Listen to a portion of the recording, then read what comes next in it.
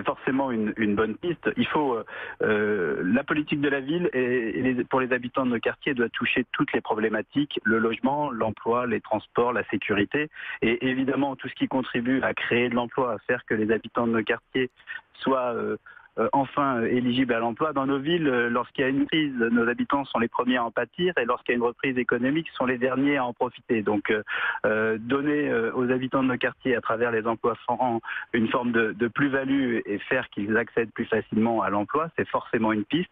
C'est vrai qu'elle avait déjà été, le premier emploi franc de la première version avait été signé à Clichy-sous-Bois par le président Hollande. Ça n'avait pas été un gros succès. Pas suffisamment et on travaille à avoir je crois en tout cas, une solution différente qui permettra de créer des emplois. Ce qu'il faut aussi, c'est que les entreprises viennent dans nos quartiers. C'est pour ça que, par exemple, à Clichy-sous-Bois, on se bat pour obtenir une gare, parce que si on veut que des entreprises viennent dans nos villes, ils ont besoin d'avoir des transports modernes, des transports rapides.